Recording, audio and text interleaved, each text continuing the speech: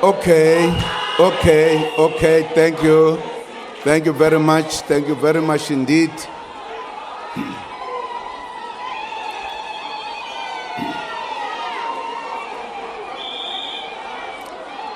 Thank you very much. And thank you, Director of the program, Deputy Minister. Thank you for saying the President is going to say something like the main message, because people usually say that, well, the President is going to give the keynote address, and they don't give me the key. They don't give me the note with an address. Now, when I come here, I don't know what can I give, but you put it very well. The main message. Wonderful.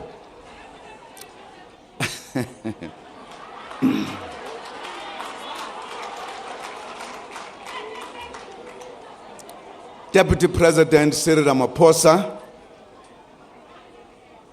Acting Chief Justice Ray Zondo. If we are in a place of the Chief Justice, you are acting here. In other words, is Justice Zondo, Ray Zondo, who is representing the Chief Justice. They are very specific.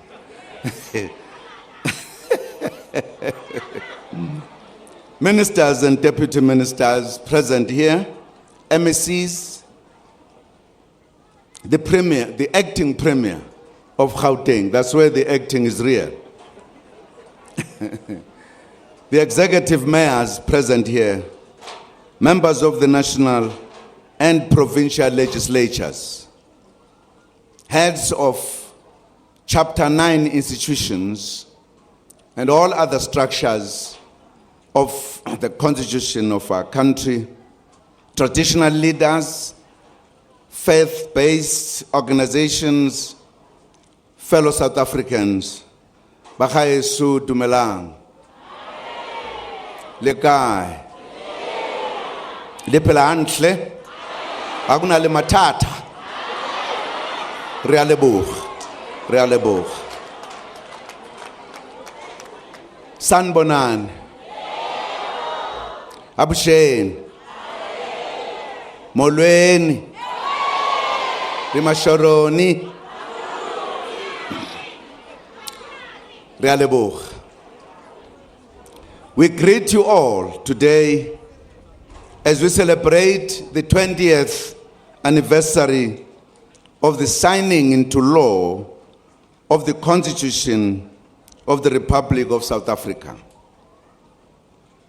We are marking this day under the theme celebrating 20 years of the Constitution, transforming society and uniting the nation. The Constitution is the birth certificate of the democratic South Africa. It provides the legal foundation for the existence of the democratic South Africa. It commits us, individually and collectively, to build a nation based on the democratic values of human dignity, equality, and freedom through constitutionalism and the rule of law. It sets out how the state will be constituted and run. It outlines our rights and responsibilities as citizens and the creation of particular institutions to support and safeguard our democracy. The Constitution is the supreme law of the land, and all laws passed by Parliament must be in line with the Constitution in our constitutional democracy. The Constitution arose out of many hours and days of hard work by men and women who were members of the Constitution Drafting Committee of the then Constitutional Assembly, which was capably led by Deputy President Cyril Ramaphosa.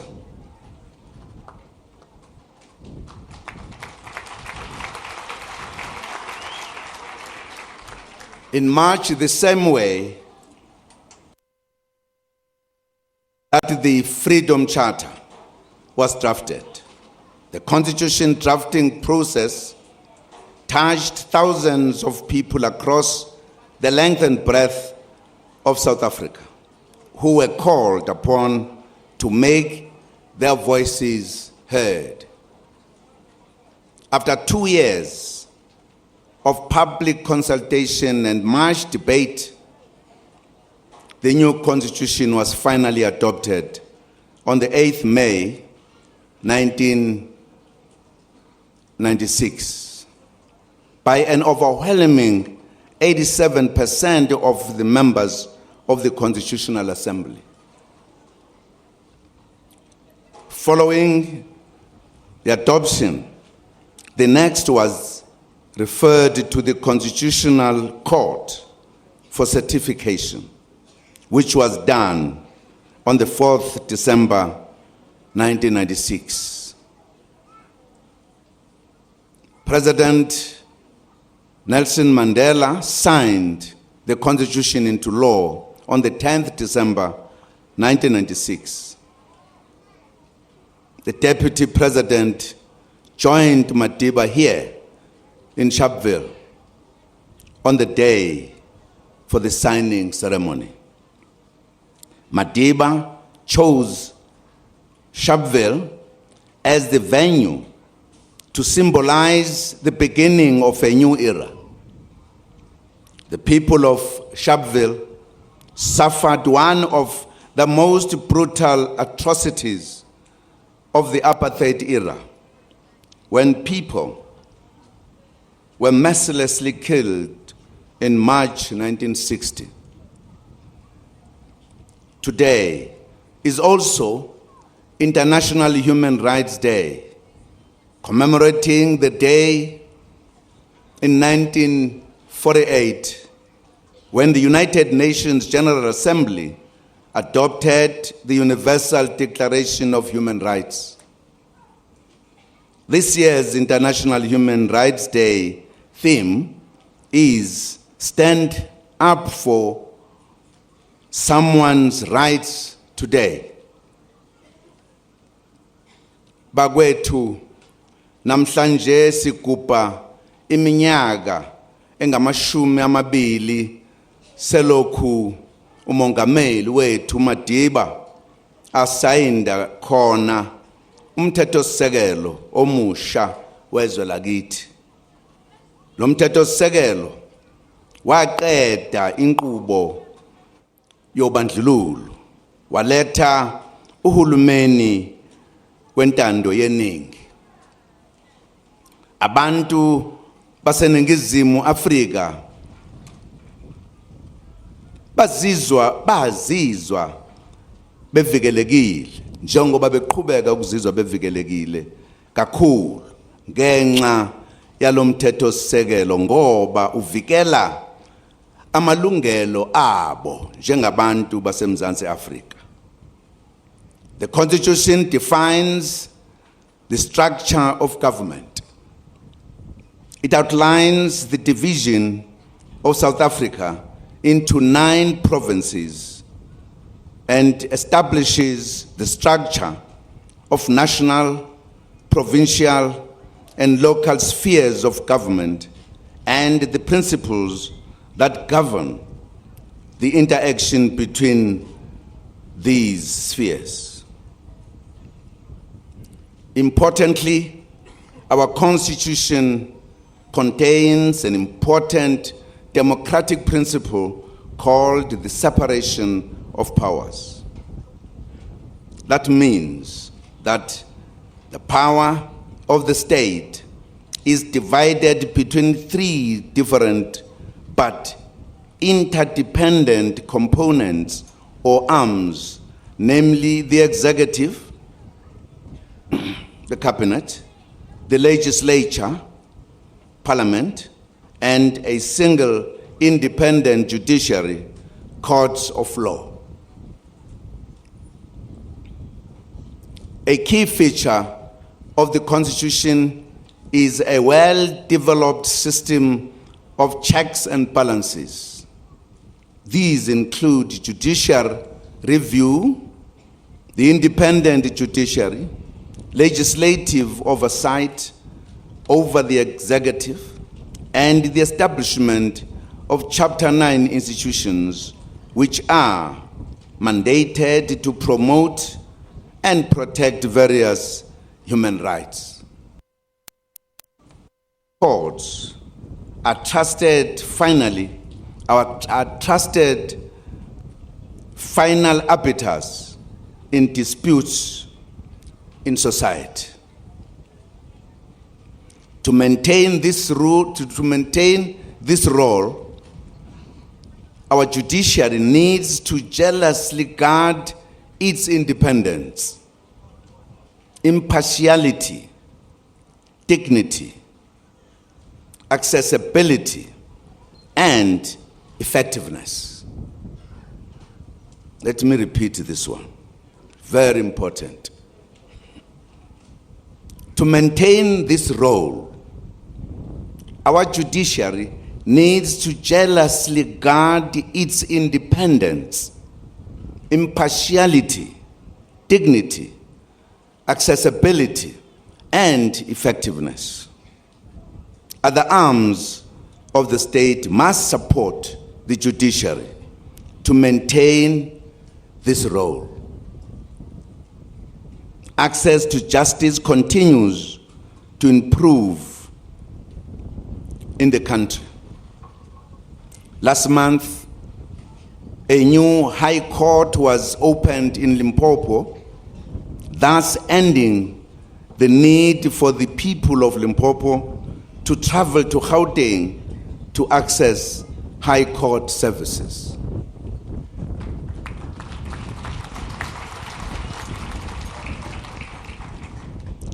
Government continues to improve access to justice through services such as the increase in legal aid funding and supporting courts such as maintenance courts and small claims courts to help the vulnerable and poor to access justice. It is important to note that the three arms of the state continue to work together in a spirit of cooperation. Where problems arise, these are discussed and resolved. An important meeting took place last year at the Union Buildings to discuss problems in the working relations between the executive and the judiciary for the first time ever in our democracy.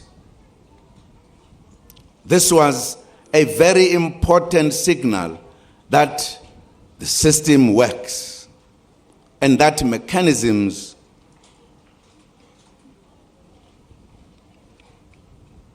exist to iron out any difficulties that may arise. There is ongoing work to implement the decisions of that meeting, led by Deputy President Cyril Ramaphosa. The President hosted another meeting between the judiciary, parliament, and the executive in Cape Town last year to discuss working relations. When the three arms function effectively and smoothly, the people benefit.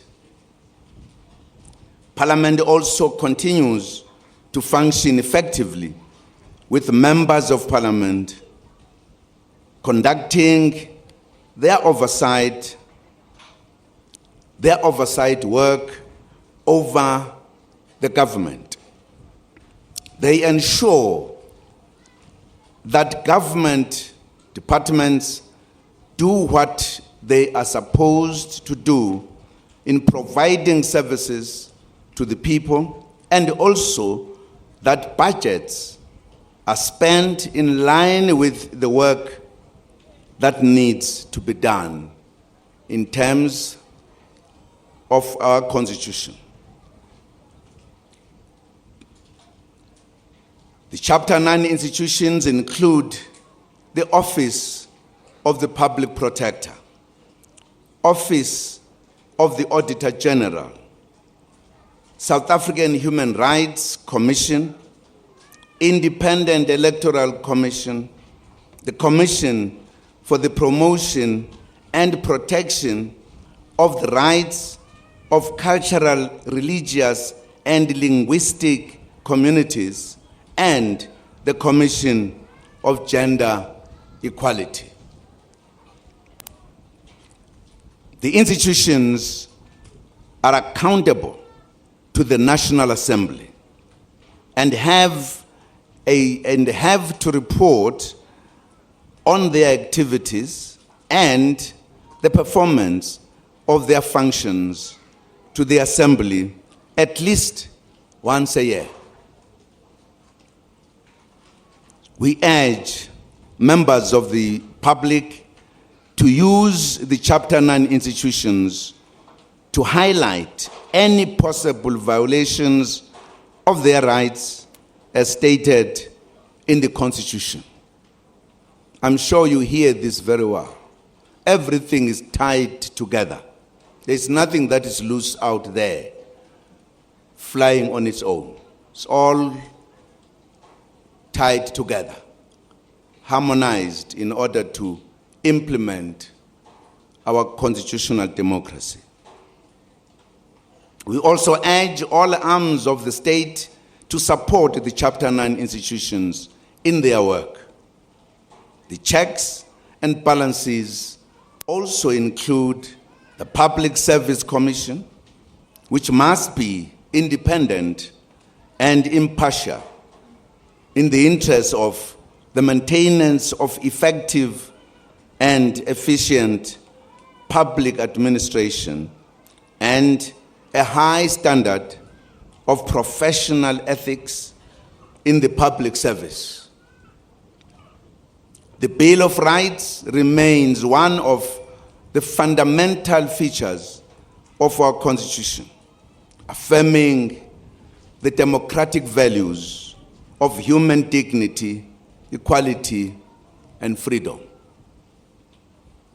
One of its features are the rights of assembly and association, as well as the freedom of expression and the freedom of the media, which are key cornerstones of our democracy.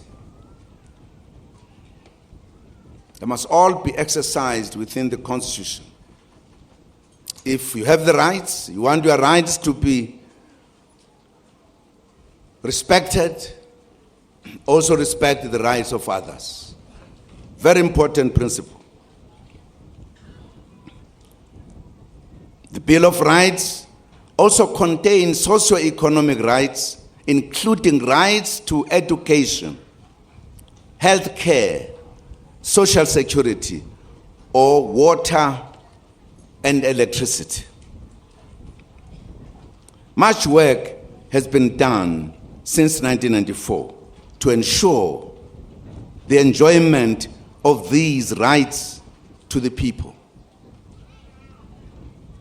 Concrete steps have been taken since 1994 to remove the laws upon which institutionalized racism, discrimination was based. During the first 10 years of democracy alone, 789 laws or amendments aimed at reconfiguring South African society were approved by Parliament. Government further introduced a new environment to promote black economic advancement and affirmative action in order to reverse the legacy of racial discrimination in the workplace and in the economic area.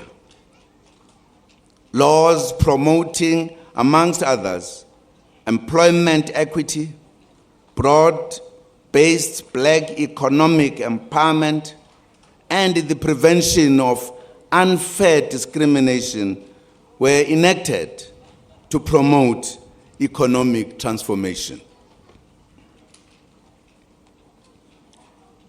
The dismantling of the legal framework of apartheid and the transformation of many state institutions has led to visible improvement to the socio-economic conditions of millions of our people.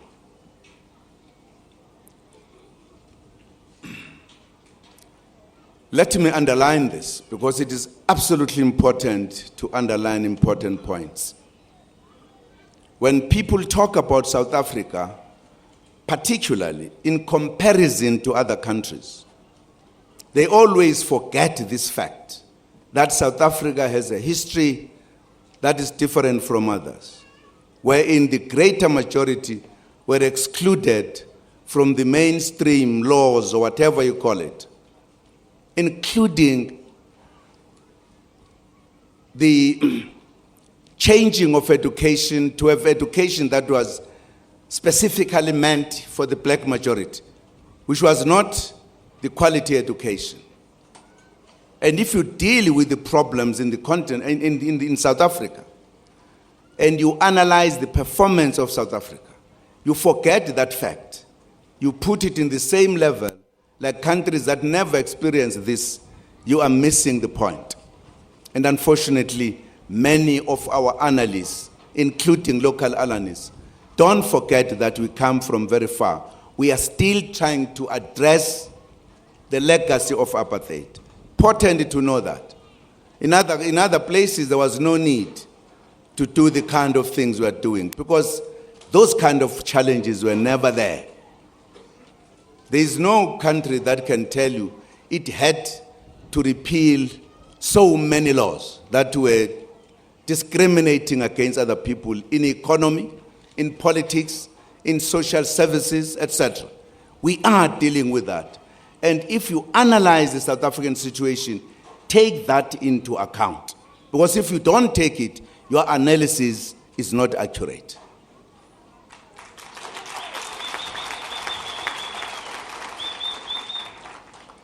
On food security, land reform and agrarian reform, for instance, government has distributed nearly 8 million hectares of agricultural land to previously and historically disadvantaged individuals against a targeted 24 million hectares. The implementation of the land reform program continues as part of ensuring redress and true reconciliation and healing of our nation. Land restitution and reform is provided for in Section 25 of the Constitution. More efforts are being put into speeding up the land reform program. households are being supported to participate in subsistence farming in rural areas, while the development of agricultural parks is designed to promote a thriving agricultural economy. Government continues to restore dignity through the provision of housing and quality basic services to our people. Over 3.7 million houses have been built since 1994. A lot more must still be done to upgrade informal settlements. Government continues to build dams and other infrastructure to extend the water supply and sanitation to many families. The rollout of electricity has increased in terms of the number of households. We have moved from 10 million in 2007 to 15.4 million with access to electricity, which is 91%. Our Constitution enjoins us to educate our children and youth to become future leaders and proficient citizens. That is why government has expanded access and improved the quality of education. There has been a steady increase in the overall matric pass rate to reach 71% in 2015. We want to see more learners achieving bachelor passes in the year 2016. Since 1994, we have almost doubled the number of students in higher education institutions to close to 1 million students.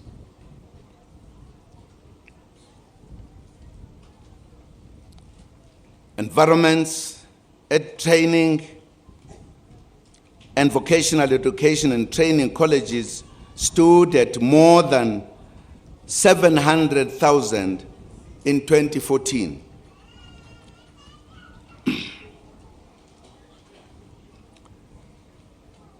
Enrollment at training and vocational education and training colleges stood at more than 700,000 in 2014.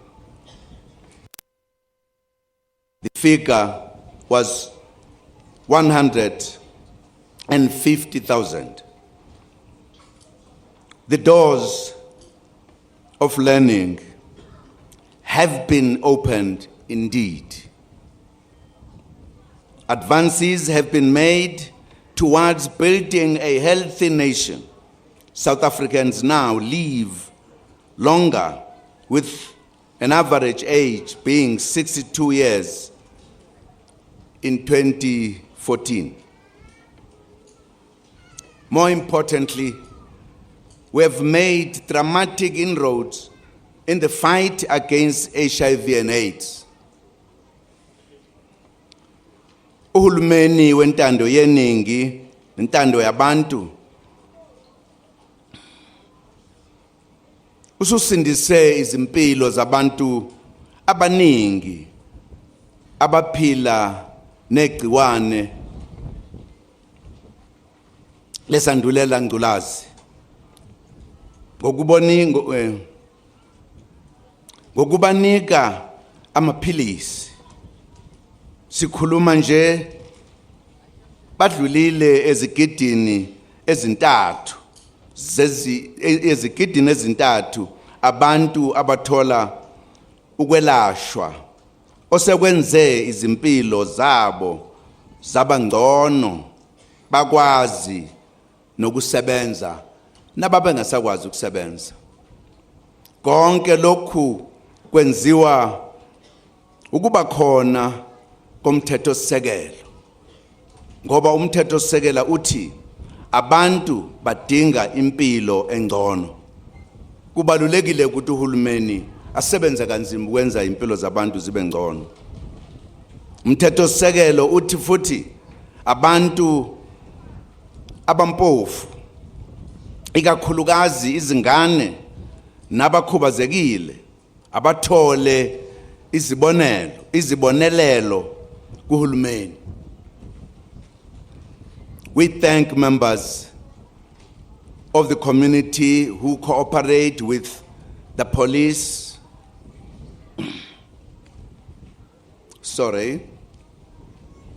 Beqile ezigidini ezishumi nesithupha abathola izibonelelo zezingane ezabadala nezabakhubazekileyo. Lokhu kuyasiza ukuthi sixoshe indlala emakhaya.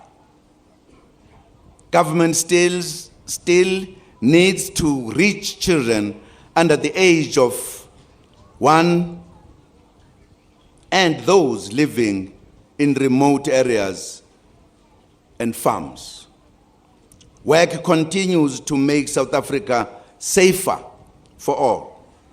Police work round the clock to fight crime. We thank members of the community to cooperate with the police and report crime. We also extend our gratitude to members of the public who do not engage in unacceptable behavior such as buying stolen goods, which perpetuates crime. Compatriots, the Constitution says we must heal the divisions of the past. In this regard, we all need to play our part in building a non-racial society. The recent report of racism in the country indicate that more work must still be done to fight racism.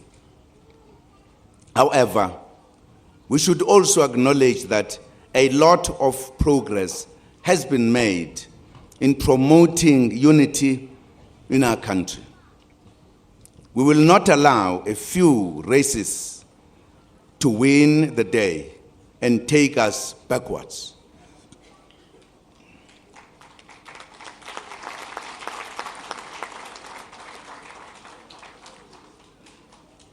Further work is being done to promote a society free of all forms of discrimination. Government is leading the process through finalizing the National Action Plan to combat racism, racial discrimination, xenophobia, and related intolerances for implementation, working with key stakeholders. With regards to promoting gender equality, we are pleased that the Constitution has enabled us to advance more women in our society, with 42.5% elected into legislative bodies in 2014.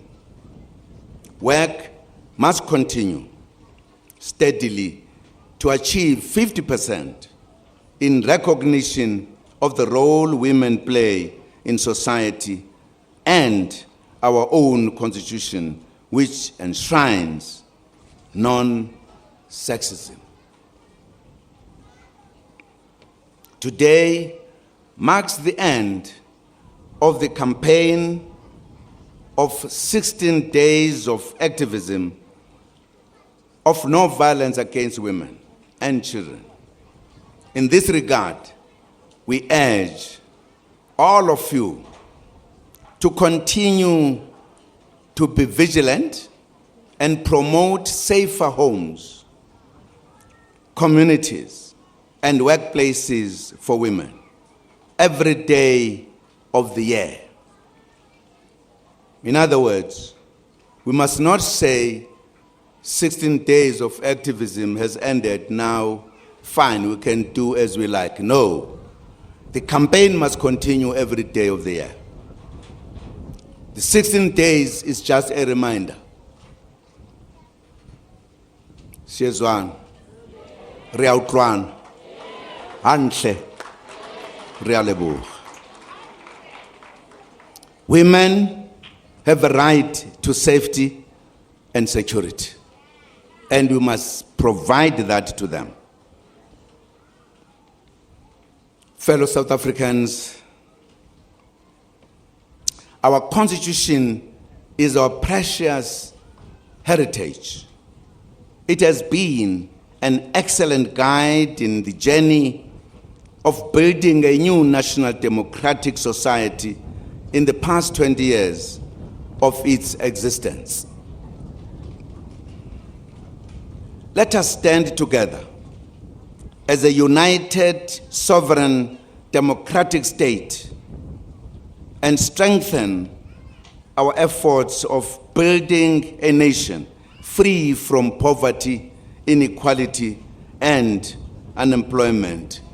Let us do that, all of us, together. No one will help us to make South Africa prosper. It is us, ourselves, who must do it.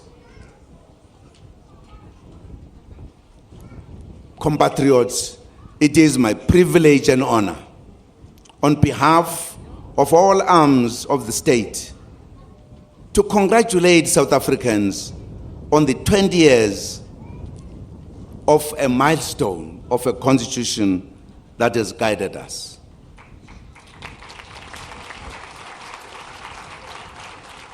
Long live our constitution, the Constitution of the Republic of South Africa.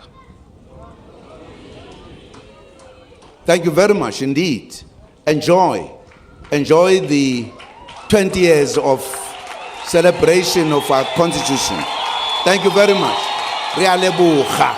Baeso.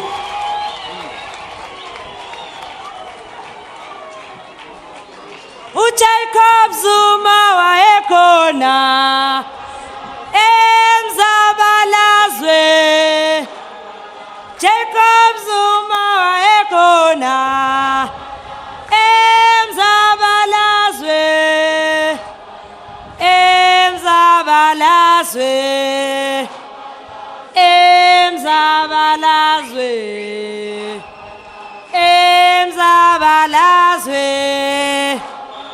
Emzabalazwe. Uramaphosa waekhona emzabalazwe.